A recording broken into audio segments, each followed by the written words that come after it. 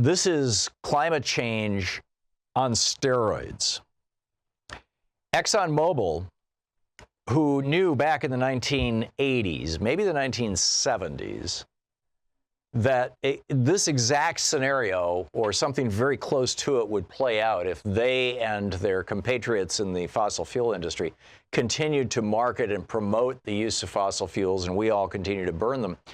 They knew this was coming. And in fact, for a few years in the 80s, they tried to do something about it. And then they got shut down, or at least then they had a strategy change. And then Mr. Tillerson steered the ship of state. Well, actually, about a decade ago, Rex Tillerson, when he was CEO of ExxonMobil, said, yeah, we're concerned about the climate. We're in favor of a carbon tax. But were they really? No lobbying effort, no PR effort. No, it was just a statement to take the sting out of things. Well, now we've got the situation where, and I'd love to hear your thoughts on this. I'm going to present a choice to you. Here we have the situation where the Intergovernmental Panel on Climate Change, the IPCC, has come out and explicitly said that we basically have 10 to 12 years left to cut our carbon usage by about half and cut our use of, and take our electricity use. Well, here's the actual numbers. Let me just give it to you. Greenhouse gases need to be cut in half by 2013 from 2010 levels. The renewable energy must go from 20% of our electricity mix worldwide to 67%, and the use of coal needs to be phased out. The alternative, they say, is catastrophe.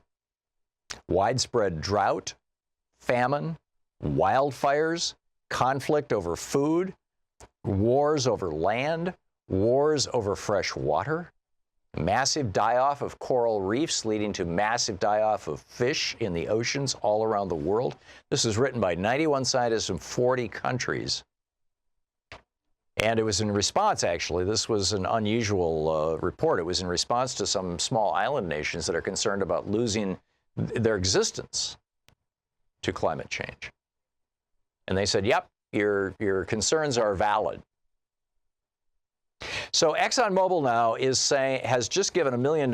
Actually, they're paying it out over a 2-year period. $1 million is like, 8 seconds worth of revenue for ExxonMobil or something like that. And but they're giving $500,000 this year and $500,000 next year to this group, Americans for Carbon Dividends, to support a $40 a ton carbon tax that would reduce the use of carbon in the United States. Now, I don't think $40 a ton is anything close to what's appropriate. I think, the actual cost is probably on the order of $1,000 a ton right now, given how bad things are. A lot of people, many organizations over the years have recommended anywhere from $80 to $300 a ton. But ExxonMobil's willing to do this. They're willing to go along with $40 a ton. But there's a huge caveat. And that huge caveat is that they are saying very clearly and very explicitly that they will do this and they will support this if we give them a waiver of liability. So, the game that they're playing here is basically the game the tobacco companies played, only the tobacco companies weren't able to pull it off. The tobacco companies lied for decades about how poisonous their product was. Same thing with the asbestos industry. They literally lied, paid PR firms, paid advertisements, paid spokespeople, paid phony scientists, the same phony scientists like Singer who's, now, there's no climate change. Right? They literally paid these scientists. Many of the exact same scientists worked first for asbestos, then for tobacco, and now for fossil fuel.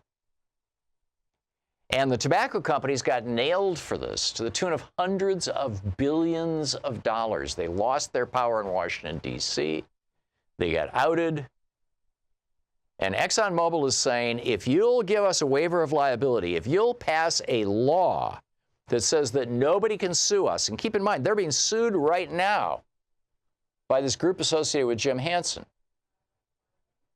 The people in the panhandle of Florida will have the basis for a lawsuit against ExxonMobil and Koch Industries and all these other companies. I mean, they may not succeed, but they'll have the basis for a lawsuit saying, you caused this or you made this worse. This is the worst hurricane literally in the history of recorded weather history in the Florida area to hit the Florida panhandle, a Category 4 hurricane. Never before. Literally never before. So here's the question. Should we do like South Africa? South Africa, when they decided, okay, we're going to end apartheid, we're going to have a Truth and Reconciliation Commission. If you come forward and confess your sins, you get a pardon. And de Klerk did that, actually. He came forward and said, yeah, I ordered the murder of this guy. I ordered the murder of that guy. He just laid it all out. And they said, okay, fine, you're free to go. And it wasn't just him. I mean, it was many, many people. I'm inclined to think that the fate and future of our planet is more important than revenge.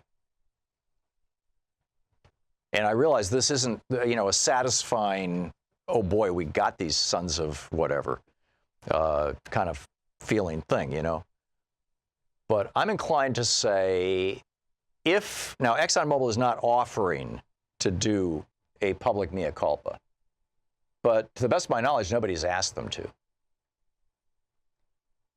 But I would be willing to support a proposal where if ExxonMobil said, yeah, we did this. Here's how we lied. Here's when we lied. Here's what we know. Here's when we knew it. Here are the politicians we paid off. Here's how much money went to the Trump campaign. Here's how much money went to take your pick, right?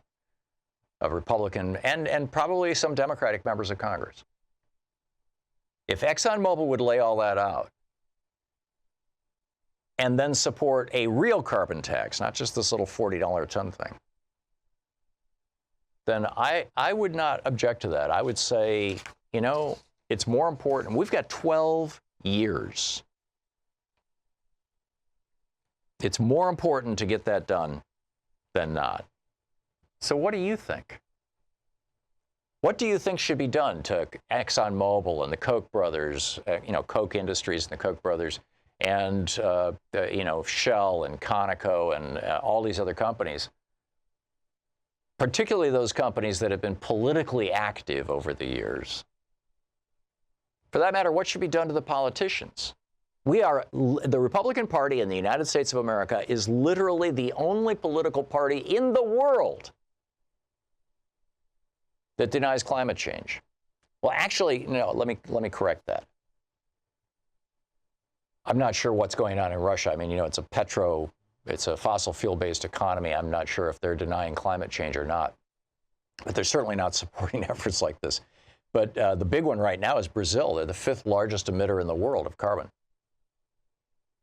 They're the 7th largest emitter of carbon. They're the 5th largest population country in the world. And you've got a right-winger who's just about to get elected as president with help from, apparently, the cattle and soy industry, which is the cattle industry. Soybeans are fed to cattle, which is the major force for deforestation in Brazil, which is the main way that Brazil is emitting carbon and messing with our atmosphere. And he's saying, oh, we don't care about climate change. So apparently the fossil fuel money is spreading around the planet. Or maybe not. I mean, but let's lay all this out. What do we do?